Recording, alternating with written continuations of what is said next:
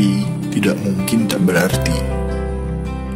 Walau sedikit pun takkan menyakiti. Sesederhana senyum pun dapat mengobati hati yang letih. Banyak di luar sana orang-orang yang membutuhkan rangkulan tangan kita, berjalan bersama kita, tersenyum bersama kita.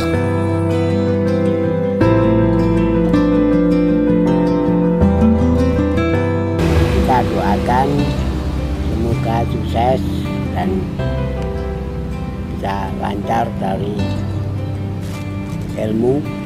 Semoga Tuhan beri rezeki yang banyak. Saya doakan semuanya bersih, kesehatan, panjang umur, selamat dunia akhirat. Mari kita sisihkan beberapa kenangan manis pada mereka yang juga masih saudara kita yang nantinya akan membawa kita naik ke surga.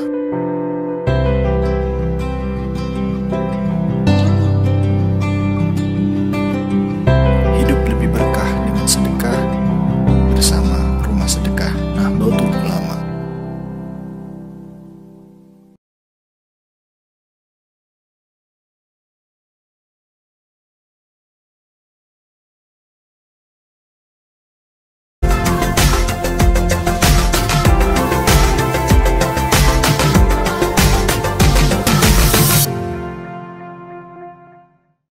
Assalamualaikum warahmatullahi wabarakatuh. Alhamdulillahirrabbilalamin. Saya kembali menjumpai para pemirsa sekalian, sahabat Rumah Sedekah Nahdlatul Ulama. Tentunya di acara podcast Ngopi Sendi, Ngolah Pikir Santri Entrepreneur Nahdiyin di channel YouTube Rumah Sedekah Nahdlatul Ulama bersama Bang Jatim Syariah. Pemirsa, kali ini kita kedatangan tamu yang sangat luar biasa, tentunya kehormatan bagi saya sendiri, yaitu dari Direktur Radar Kediri, Bapak Kurniawan Muhammad. Assalamualaikum warahmatullahi wabarakatuh. Waalaikumsalam warahmatullahi wabarakatuh. Gimana Pak kabarnya? Alhamdulillah, akhirnya buka masker. Biar kelihatan Sudah vaksin 3 kali sudah. Iya, biar kelihatan gantungnya juga gitu. Gimana Pak kabarnya ini? Alhamdulillah, baik. Alhamdulillah. Senang sekali saya diundang di podcast ini. Mudah-mudahan bermanfaat. Amin. Ini berangkat dari Kediri atau ada acara di Malang? Tugas di Kediri tapi tinggal masih di Malang. Oh, tinggalnya di Malang. Keluarga di Malang. Oh, gitu. Tapi sering bolak-balik berarti di Kediri? Ya, dibagi ya waktunya ya, jadi bisa 4 hari, 5 hari di Kediri, kemudian sisanya di Malang, atau kadang juga 1 minggu full di Kediri gitu. Oh, gitu. Jadi tergantung urusan ya, tergantung kesibukan yang ada di Kediri gitu. Di Malangnya Malang mana Pak? Di Malang saya tinggal di dekatnya Jalan Ki Ageng Gripik, di perumahan Bulan Terang Utama. Ya. Ini Bapak kan sebagai Direktur Radar Kediri, ya. Berarti dalam belakangan ini masuk dalam direktur itu nggak langsung menjadi direktur kan, Pak? Ada pengalaman-pengalaman tersendiri. Ya. Gimana awalnya itu menjadi, pertama itu dari wartawan atau? Saya jadi wartawan. Jadi saya masuk di Jawa Pos itu sejak tahun 1997 ya. 97, berarti belum jadi ada teknologi. Ini tahun ini. Tahun ini seperempat abad ya. Tahun ini 25 tahun ini. Sama dengan umur saya. Iya. 97 masih belum sepesat ini ya. Perkembangan teknologi. Tahun 97 masih rezimnya juga transisi pada saat itu. Dari Orde Baru menuju ke Orde Reformasi gitu. 97 kemudian saya berapa tahun ya, saya di lapangan hanya 2-3 tahun menjadi wartawan, kemudian saya diangkat menjadi redaktur, kemudian saya pernah menjadi kepala kompartemen halaman Metropolis. Jadi di Jawa Pos itu ada rubrik Metropolis untuk mengcover berita-berita yang ada di Surabaya, Sidoarjo dan sekitarnya. Ini namanya rubriknya Metropolis. Saya pernah memimpin kompartemen Metropolis. Kemudian saya pernah menjadi kepala biro di Jakarta. Jadi kalau Jawa Pos itu berbeda dengan koran-koran nasional yang lain. Kalau koran nasional yang lain itu pusatnya di Jakarta, Surabaya itu bironya. Kalau di kami Jawa Pos pusatnya di Surabaya, justru Jakarta adalah biro gitu. Jadi saya pernah bertugas menjadi kepala biro di Jakarta. Gitu. Iya. Berarti itu istilahnya radar-radar itu cabang atau gimana? Jadi belum ke sana. Jadi Jawa Pos itu kan kapal induk ya, holding ya. Holding, kemudian di dalam holding itu ada banyak klaster koran. Gitu. Jadi di daerah Kalimantan itu ada klaster tersendiri, di Pulau Sumatera ada klaster tersendiri, di Sulawesi ada klaster tersendiri, di sana ada banyak radar, ada banyak koran-koran milik Jawa Pos Group. Nah, radar Kediri ini masuk di klaster yang Jawa Timur. Jadi semua daerah tingkat 2 di Jawa Timur itu masuk di klaster ini, plus Bali sama kawasan tengah. Jadi di kawasan tengah itu ada radar Jogja, ada radar Semarang, ada radar Solo, ada radar Kudus. Di Bali kita punya ada dua koran di sana, radar Bali sama Bali Express. Gitu. Jadi kita di klaster tersendiri dibandingkan dengan yang lain-lain itu ya termasuk klaster yang selama COVID ini alhamdulillah relatif stabil ya. Jadi punya apa namanya, berapa tahun ini COVID ini? 2 tahun ya. Tahun pertama saja yang agak apa namanya agak sempoyongan begitu, tapi tetap eksis ya, alhamdulillah masih bisa eksis sampai sekarang. Dan di COVID yang gelombang yang kedua ini kita malah tumbuh. Iya, kita malah tumbuh. Nah, ini perlu dibahas juga nih, kenapa kok bisa stabil dan malah jadi tumbuh. Tapi kita pengen ngobrol awal mulanya terlebih dahulu. Bapak ini menjadi reporter, ada basic menjadi reporter atau wartawan atau? Basic itu maksudnya gimana? Maksudnya kan ada sekolah menulis. Oh, enggak. Saya kebetulan waktu kuliah itu memang saya aktif di pers kampus saya. Jadi saya masuk kuliah tuh, seingat saya semester berapa ya? Semester 3 mungkin. Saya semester 3 itu saya udah tertarik dengan jurnalistik. Kemudian saya pernah menjadi pemimpin redaksi di majalah di fakultas. Kemudian saya pernah, ya ini mungkin ndak boleh ditiru ya oleh mahasiswa ya, tapi saya punya prinsip untuk kebaikan begitu. Jadi saya pernah bolos kuliah selama 1 minggu ya untuk mengikuti diklat jurnalistik ya. Jadi ya insya Allah bermanfaat lah ya. Jadi bolos itu memang nggak boleh kuliah, tapi bolos untuk mendapatkan ilmu yang lain gitu ya. Tapi masih 1 minggu Pak. 1 minggu ya. Berarti kurang banyak ya. Kebetulan di kelasnya terminal itu bukan bolos. Ya. Jadi kita waktu itu memang sangat menggemari ya jurnalistik, menulis. Kemudian ketika saya mau lulus pada saat itu udah yudisium kalau nggak salah tahun 96. Saya yudisium itu tahun 96. Desember ya. Sudah yudisium, sudah secara de facto saya sudah lulus ya S1, tinggal nunggu wisuda saja. Nah, ada temen yang ngasih tahu, ada rekrutmen Jawa Pos itu. Nah, saya baca. Nah, pada saat itu saya, wah ini Jawa Pos ini apa bisa saya gitu. Ya semula saya agak kurang percaya diri saya. Kemudian teman-teman yang dorong, ayo ini ikut, teman-teman sesama pers kampus itu banyak yang dorong. Apa sih ruginya daftar gitu. Nah, akhirnya saya daftar, nah kok keterima gitu dengan banyak seleksi gitu. Berarti emang ketertarikannya emang kayak menjadi reporter atau pers seperti itu ya Pak dari zaman kuliah itu? Ya, saya sejak kuliah saya memang senang dengan jurnalistik saya. Bahkan ya kalau fakultas saya ini kan memang enggak linear ya.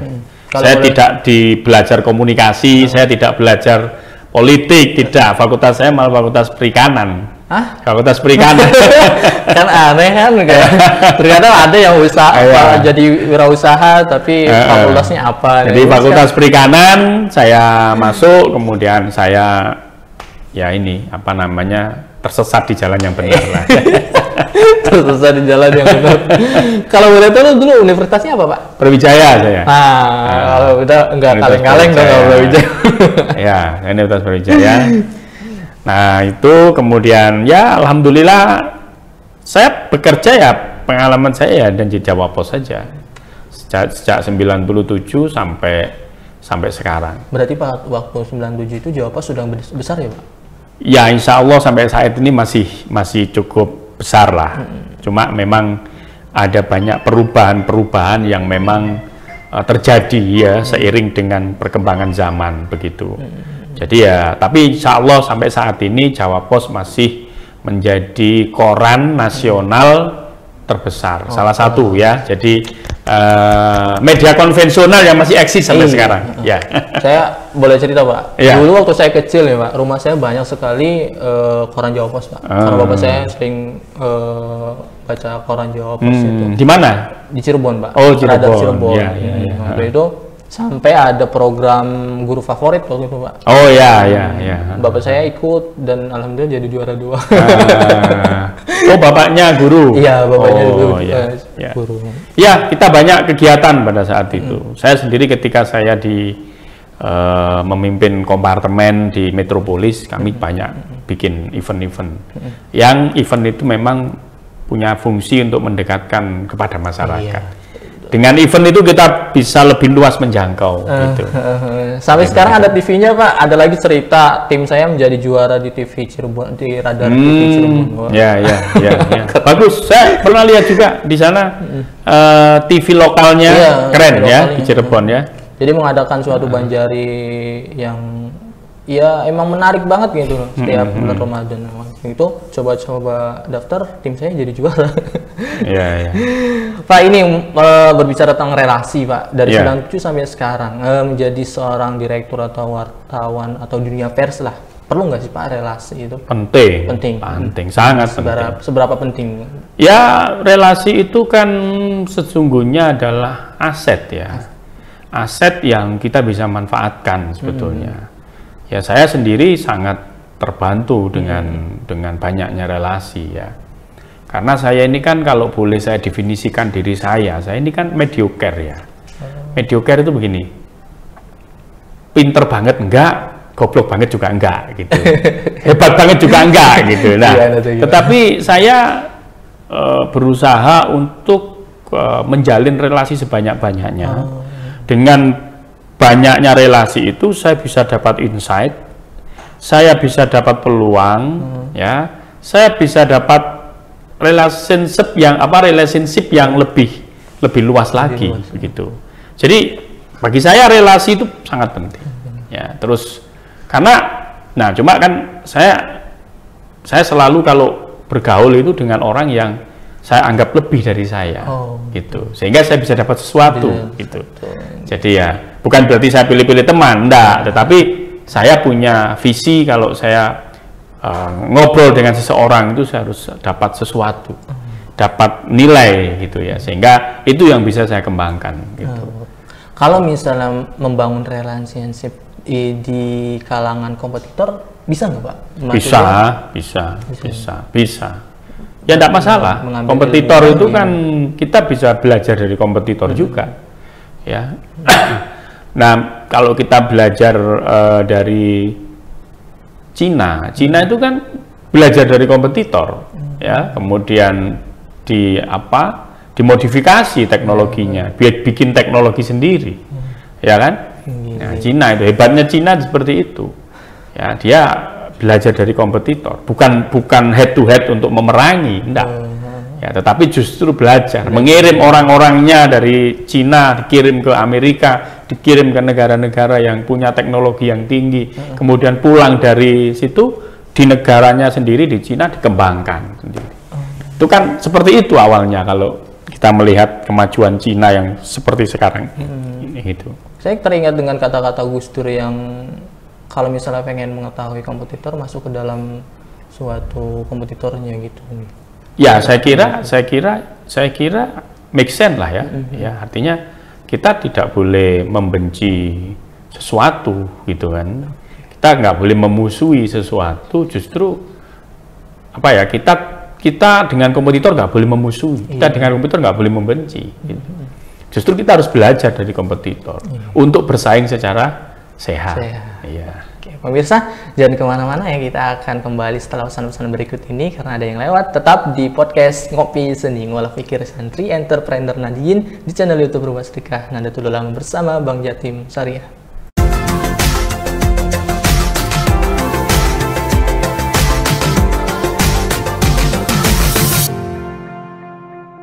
Hai Sobat Barokah, tahukah kamu lokasi kantor cabang Bank Jatim Syariah? Bank Jatim Syariah memiliki 7 cabang dan 10 cabang pembantu syariah yang tersebar di Jawa Timur, yaitu Surabaya, Wiyung, Ampel, Mer, Sampang, Sidoarjo, Jombang, Mojokerto, Gresik, Lamongan, Malang, Probolinggo, Kediri, Blitar, Jember, Banyuwangi, dan Madiun. Sekarang kamu udah tahu kan lokasi kantor cabang Bank Jatim Syariah? Tunggu apa lagi? Segera buka rekening di Bank Jatim Syariah.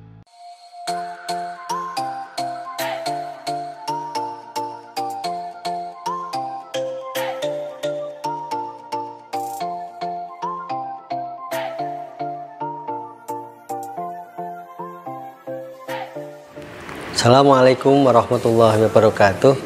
Monggo para santri, para kiai, para aktivis, para pengabdi minum madu berkah songo-songo yang diproduksi oleh Pesantren Tahfidz Mambaul Ulum dan Rumah Sedekah Nahdlatul Ulama bersama dengan mitra. Insya Allah dengan ikhtiar ini kita bisa menjadi lebih kuat, lebih sehat di dalam memberikan pengabdian terbaik kepada umat.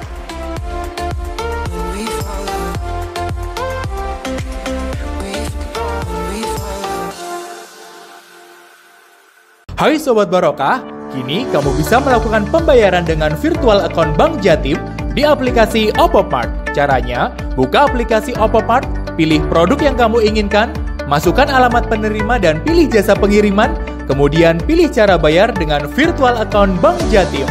Gampang banget kan? Yuk unduh aplikasi Oppo Mart di handphone kamu, transaksi semakin mudah dan barokah di Bank Jatim Syariah.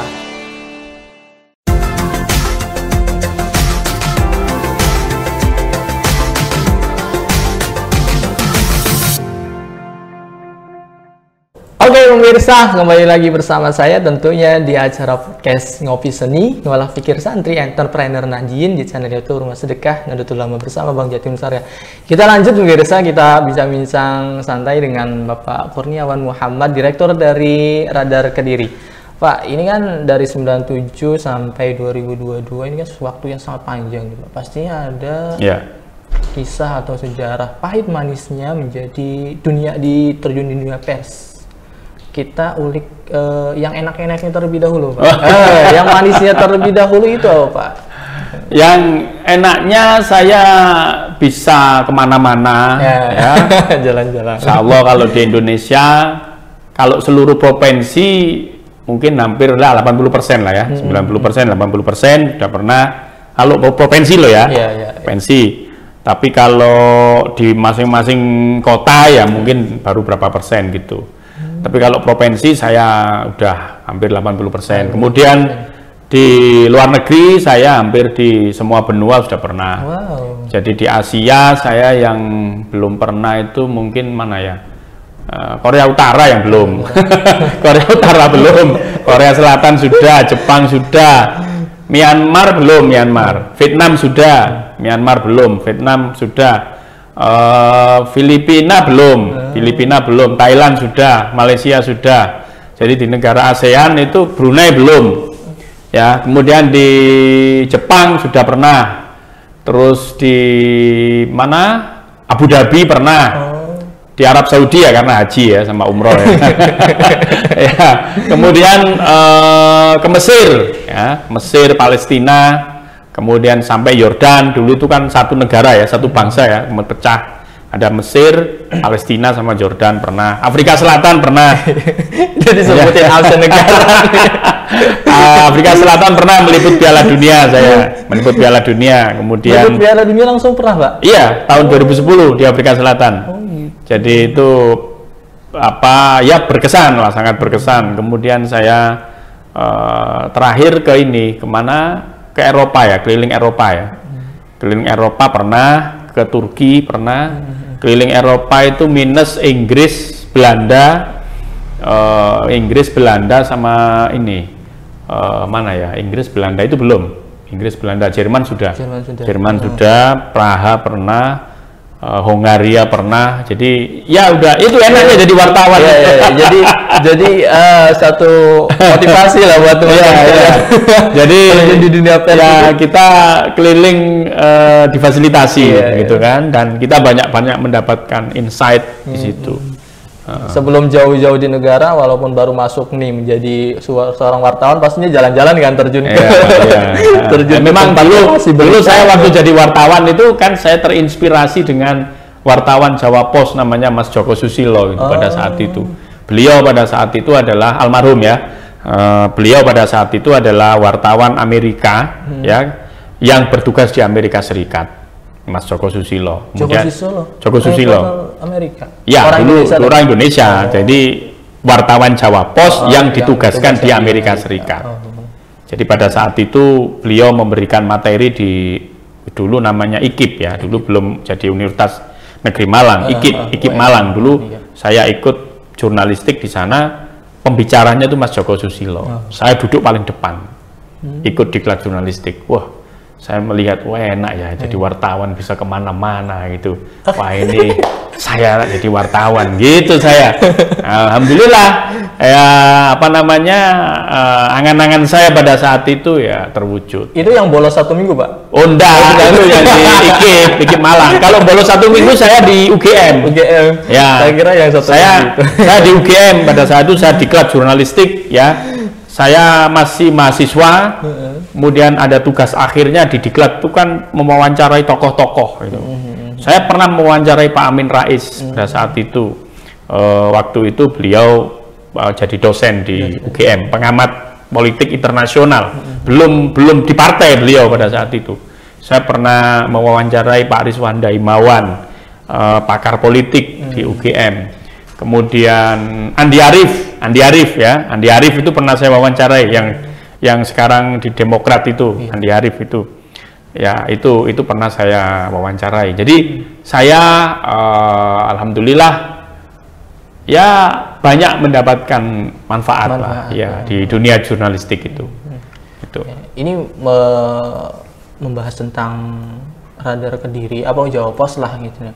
Cara memilih berita yang khas di Jawa Pos itu seperti apa Pak? Ya, jadi kalau di Jawa Pos itu Pak Dahlan ini kan yang membangun dan yang membesarkan. Pak Dahlan Iskan itu, Jawa Pos dulu itu hanya koran yang oplahnya mungkin hanya 1.500, tidak sampai.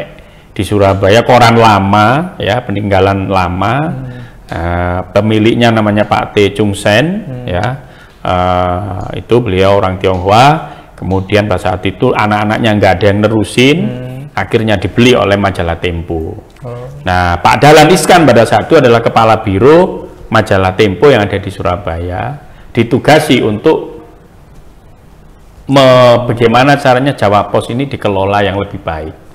Nah, pada saat itu Pak Dahlan itu banyak memberikan apa ya istilahnya, racian ya, resep ya, model pemberitaan yang ada di Jawa Pos. Karena itu sejak dulu Pak Dahlan itu bikin yang namanya Rukun Iman Jawa Pos ya, Rukun Iman ya, Rukun Iman Jawa Pos ya. Artinya begini, Rukun Iman itu, siapapun yang menjadi wartawan Jawa Pos wajib mengimani itu. Rukun Iman itu sebetulnya kalau di dalam kita belajar jurnalistik itu adalah news value. Ya, jadi jurnalistik itu ada, kalau kita belajar jurnalistik, bahkan di ilmu komunikasi, itu ada namanya news value, nilai kelayakan sebuah berita. Nilai kelayakan sebuah berita itu adalah sebuah patokan, kaidah, yang harus dipunyai oleh seorang wartawan untuk menyeleksi mana berita yang menarik dan mana yang berita yang penting.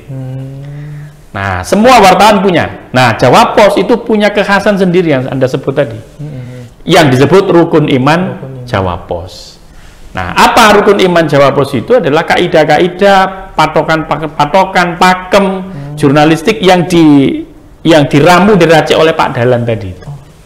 Sehingga wartawan Jawa Pos itu punya kekhasan sendiri kalau menulis sebuah berita. Pada saat itu berbeda dengan koran-koran yang lain. Jadi misalnya saya sendiri pada saat itu punya pengalaman meliput tentang pelantikan notaris ya. Jadi di organisasi notaris itu kan ketuanya tuh dilantik gitu kan. Nah, ternyata yang mau melantik notaris ini kacamatanya ketinggalan. Nggak bawa kacamata. Sehingga minta tolong MC untuk membacakan naskah pelantikan. Nah, itu unik kan? Sesuatu kan unik kan? Wong pelantikan harusnya yang melantik itu yang pejabat tadi itu ya, tapi dia nggak bawa kacamata sehingga dia nggak bisa baca. Akhirnya minta tolong MC untuk membacakan naskah pelantikan itu. Nah, koran-koran lain itu pada memuat tentang pelantikannya. Ya, yos pelantikannya lah diceritakan tentang ini pelantikan dilantik oleh ini. Adegan yang tadi itu nggak ditulis.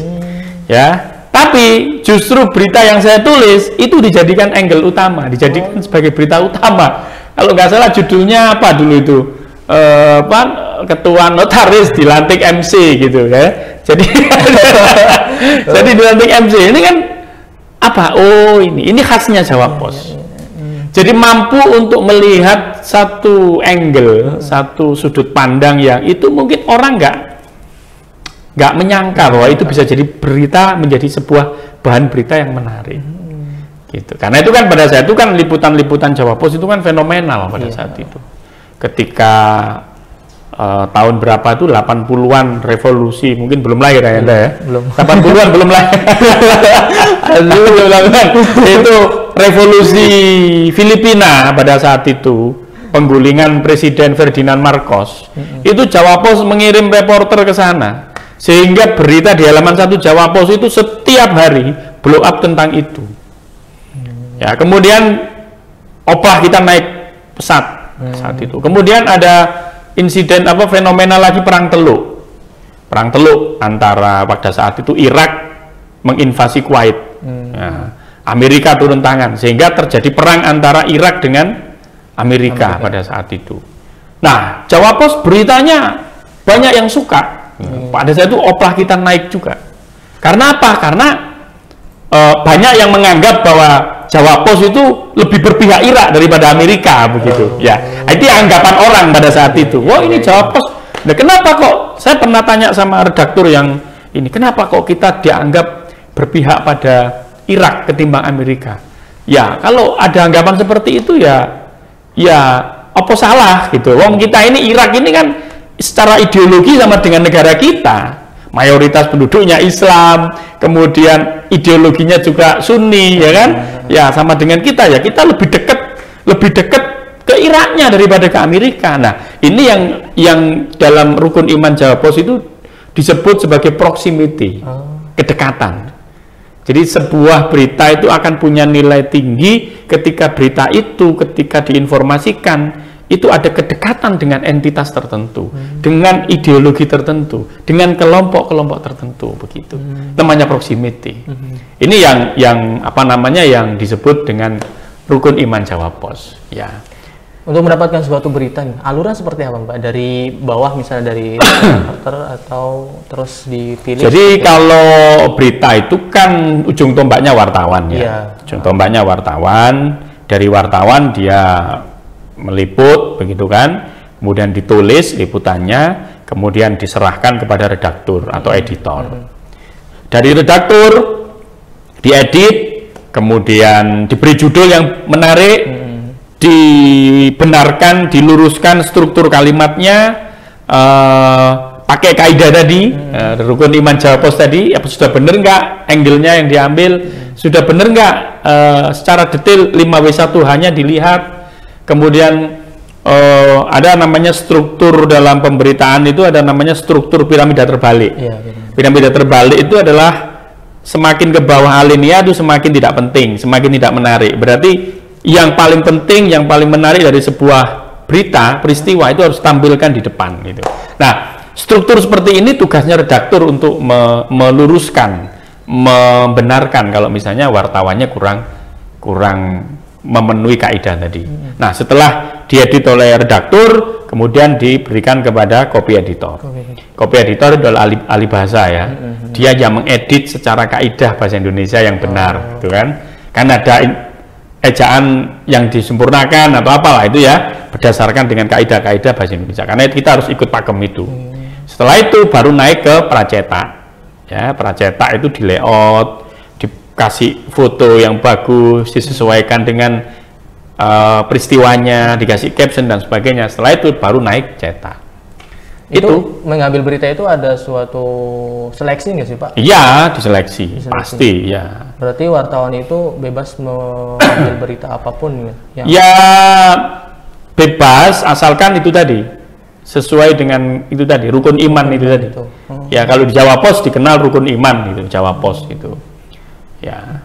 Oke. Jadi seperti itu. Jadi tapi sekarang banyak sekali ya Pak ditiru rukun iman. Kayak rukun iman itu kayak judulnya doang atau bawahnya juga sih Pak? Maksudnya? Kayak misalnya sekarang kan berita itu kayak kadang menipu, judulnya tuh bikin penasaran. Wah, itu bukan ini, itu bukan rukun iman, itu clickbait itu namanya ya.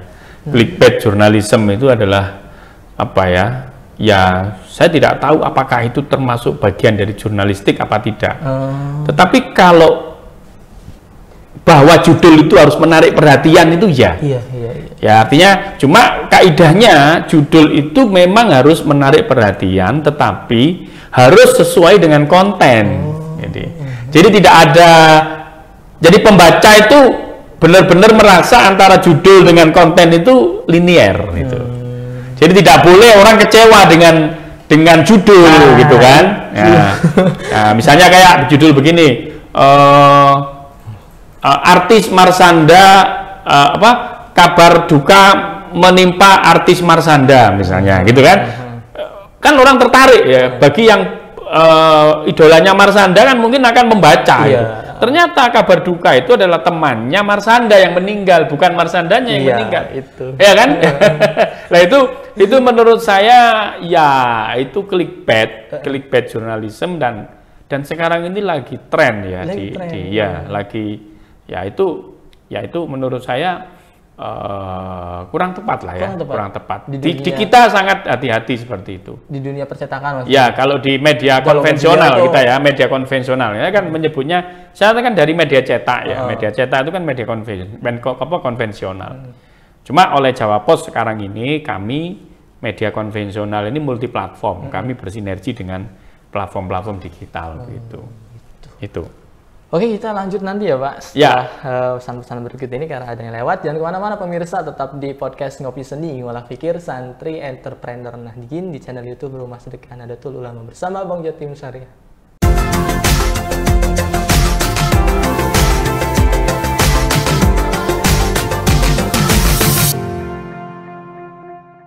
Hai Sobat Barokah, kini kamu bisa melakukan pengisian saldo kartu emal Sidogiri dengan virtual account Bank Jatim. Caranya, buka aplikasi emal, pilih menu top up, dan pilih melalui Bank Jatim Syariah. Selain itu, kamu juga bisa melakukan pengisian saldo di toko basmalah terdekat. Transaksi semakin mudah dan barokah di Bank Jatim Syariah.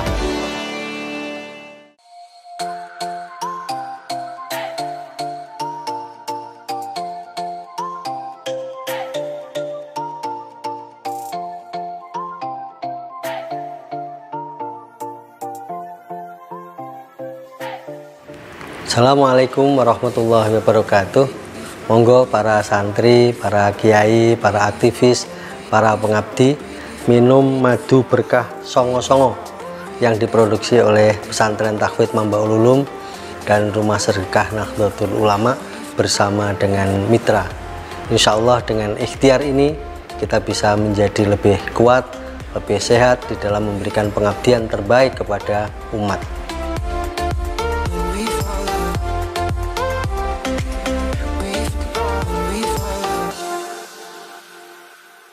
Hai Sobat Barokah, tahukah kamu manfaat haji di usia muda?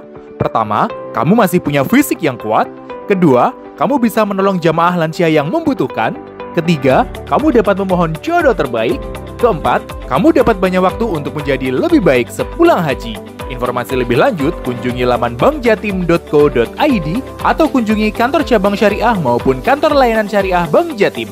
Tunggu apa lagi? Segera daftar haji di Bank Jatim Syariah.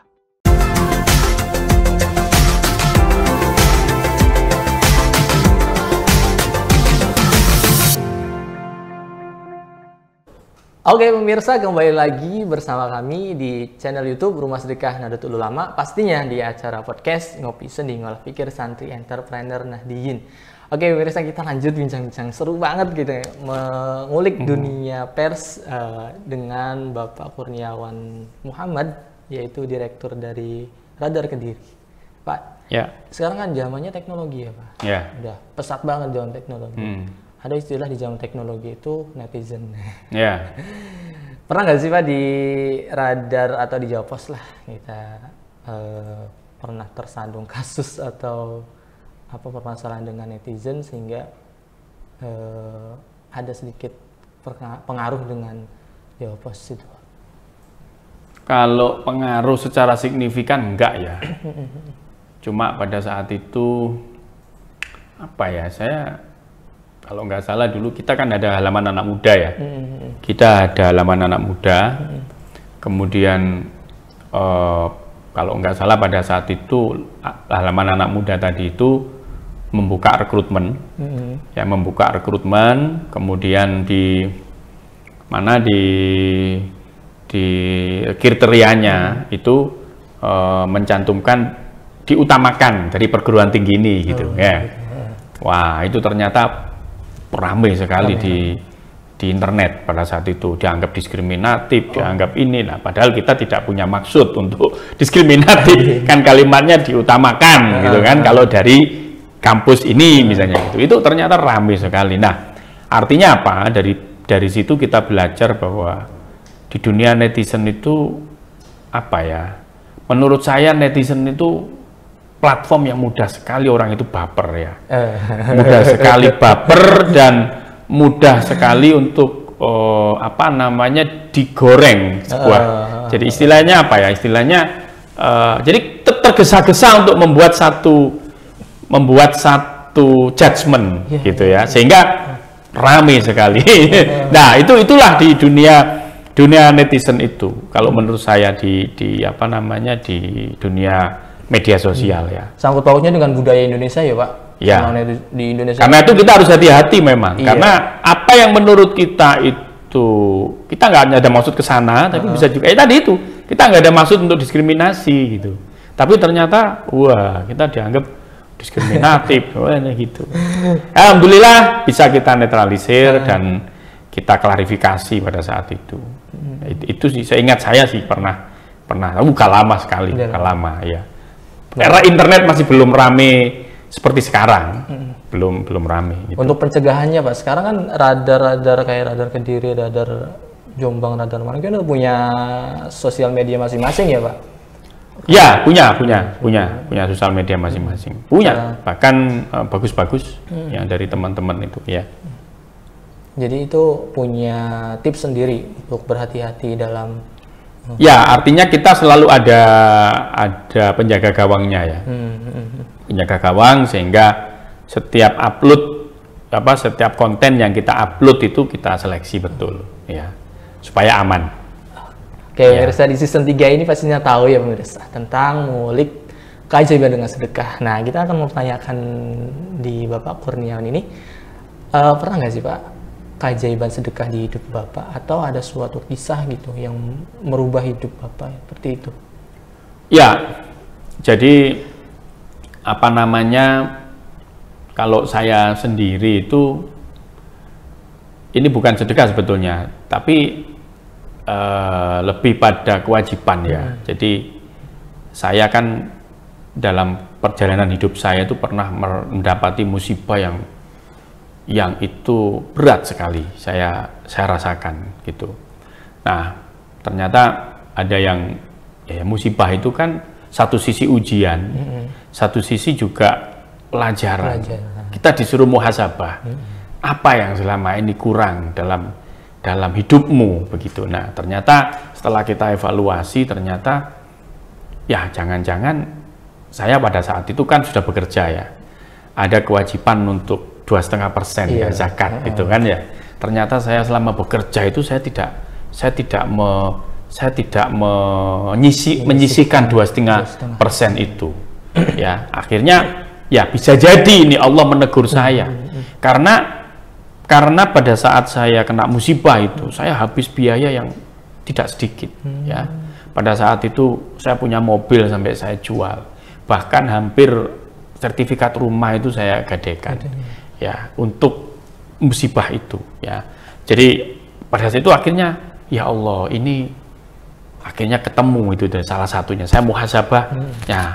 Sejak itu saya insya Allah tidak pernah lalai untuk 2,5% menyisihkan zakat itu, zakat mal ya. Kemudian bersedekah itu. Kemudian yang kedua, ini pengalaman kebetulan bukan saya, teman saya, teman baik. Dia seorang dokter, senior ya di Malang, kena COVID, Mas, kena COVID, termasuk cukup parah ya pada saat itu awal-awal COVID ya.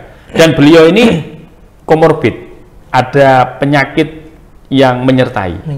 Nah, kritis di ICU berhari-hari. Istrinya suatu ketika melalui ada kru saya itu minta saran ke saya,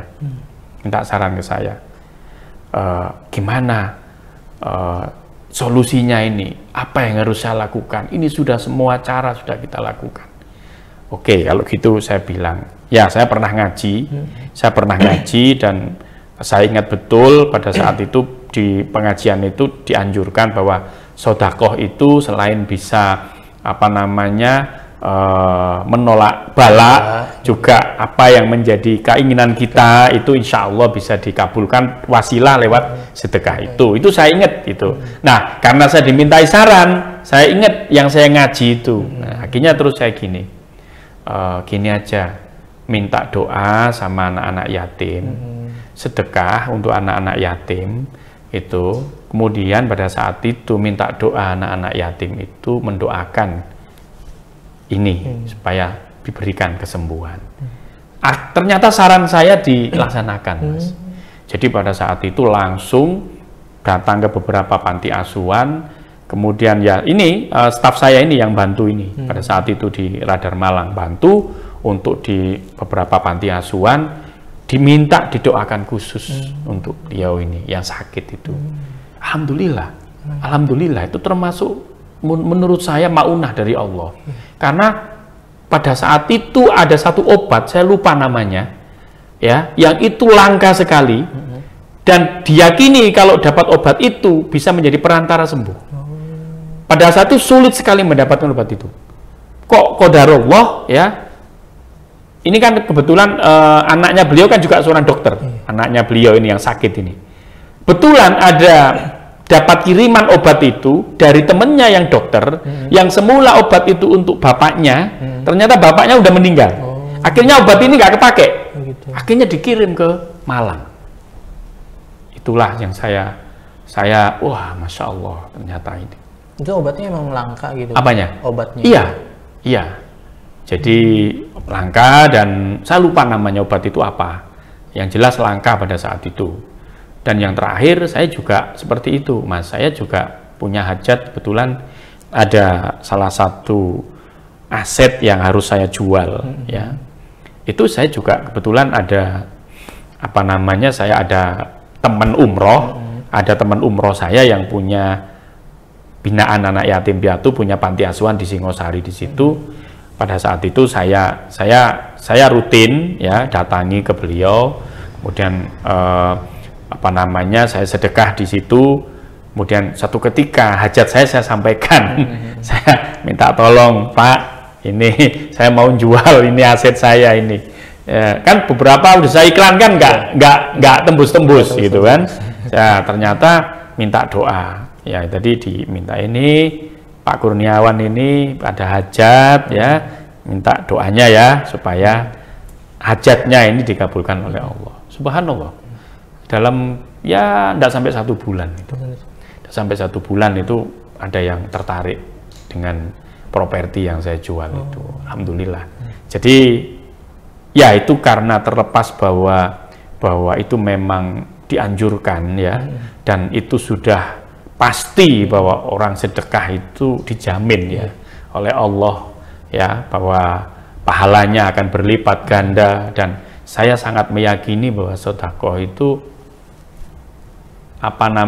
dampaknya itu langsung dibayar lunas di dunia. Itu dari beberapa pengalaman yang saya dapatkan. Berarti penting banget ya Pak sedekah itu. Ya, bukan penting ya, harus. Ya itu harus. Wajib gitu ya. Dan sedekah itu tidak hanya bagi yang kaya, kan begitu ya. Tidak menunggu kaya kan. Sedekah kan tidak menunggu kaya. Sedekah kan tidak harus harta. Sedekah waktu juga, sedekah ilmu juga. Yang paling ringan itu kan senyum juga. Iya. Ya itu satu kutipan dari sejarah atau kisah dari Bapak Kurniawan ini, bahwasanya sedekah itu langsung dibalas ya. Iya. Dan penting banget atau diharuskan banget ketika suatu perjalanan hidup itu, ketika pengen sesuatu, sedekahkanlah terlebih dahulu, baru Allah Subhanahu wa taala. Ya, more you give, more you get. Ya, lebih banyak kamu memberi, lebih banyak kamu memberi, lebih banyak kamu mendapatkan. Ya, itu dia satu kutipan penting. Bisa tuh buat kutipan tim editor. Iya.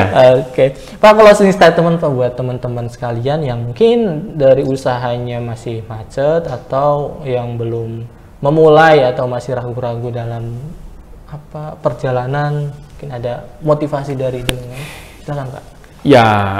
Ya, hidup ini harus dilalui dengan penuh keyakinan. Ya, dan ada satu makalah yang saya tertanam betul di dalam diri saya, bahwa hari ini harus lebih baik dari hari yang kemarin. Ya, jadi begitu. Karena kalau hari ini lebih baik dari hari yang kemarin, berarti kita termasuk orang yang beruntung. Kalau hari ini sama dengan hari yang kemarin, kita termasuk orang yang merugi.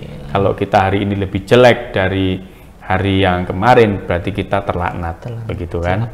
Dan ternyata makalah ini punya keramat ya, karena saya pernah dengar ceramahnya Buya Ar-Razi ya namanya ya, yang viral itu ya, yang beliau ternyata makalah ini bersumber dari ditulis di dalam satu kitabnya Imam Baihaqi. Nah, Imam Baihaqi mengutip makalah ini dari Abdul Aziz bin Rawat. Abdul Aziz bin Rawat adalah seorang imam yang alim, yang beliau pada saat itu menceritakan mimpinya ketika bertemu dengan Rasulullah, dan pada saat mimpi bertemu Rasulullah berpesan tadi itu, bahwa hari ini harus lebih baik dari hari yang kemarin. Itu termasuk orang yang beruntung. Jadi secara ilmu hadis itu bukan hadis, ya, tetapi sama Imam Baihaqi dimasukkan di dalam kitabnya itu. Nah, itu saya catat betul, karena ini menjadi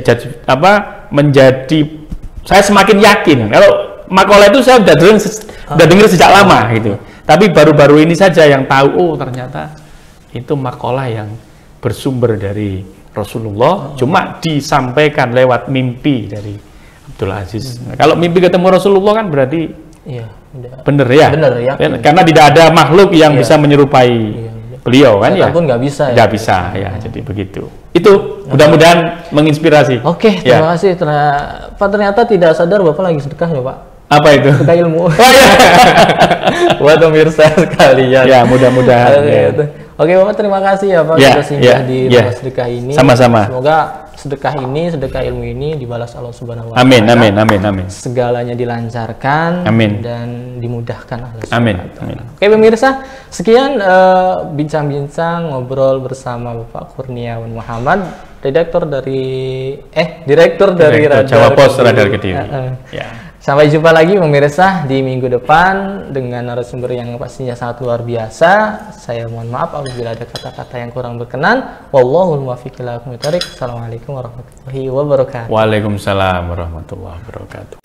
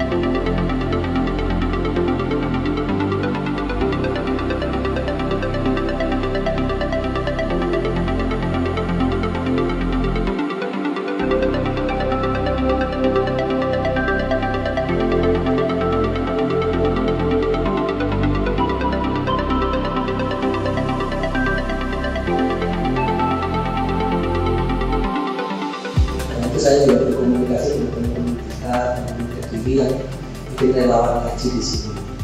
Saya juga beberapa bulan yang lalu kirim anak-anak itu dari Kabupaten Malang di PBNU juga untuk datang di sini dalam rangka menjaga ini supaya NU itu tetap hadir dalam situasi yang sulit. Maka saya sering sampaikan itu, kita itu harus membuat NU itu hadir di hati masyarakat di semua situasi, khususnya pada situasi yang berat.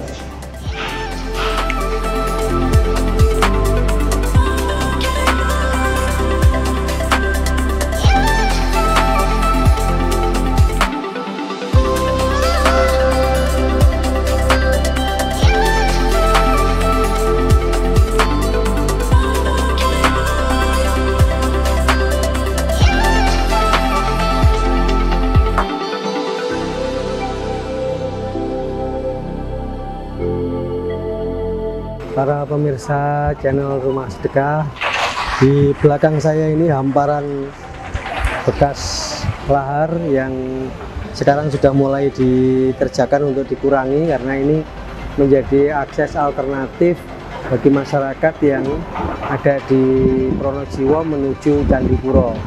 Tetapi tempat ini juga tidak bisa dilewati kalau misalnya terjadi hujan, karena ini juga rawan sekali untuk pasir-pasir lahar itu melewati ini, dan itu akan sangat berbahaya bagi masyarakat. Kami dari Rumah Sedekah bersama LP Ma'arif Nahdlatul Ulama Jawa Timur bersama dengan Universitas Islam Malang hadir di sini dalam rangka untuk melihat kebutuhan-kebutuhan dan menyerahkan pendidikan untuk bantuan-bantuan pendidikan yang kita serahkan kepada para siswa, kepada madrasah, kepada sekolah. Dengan ini kita berharap pendidikan di Candipuro, pendidikan di Pronojiwo Lumajang ini bisa segera kembali.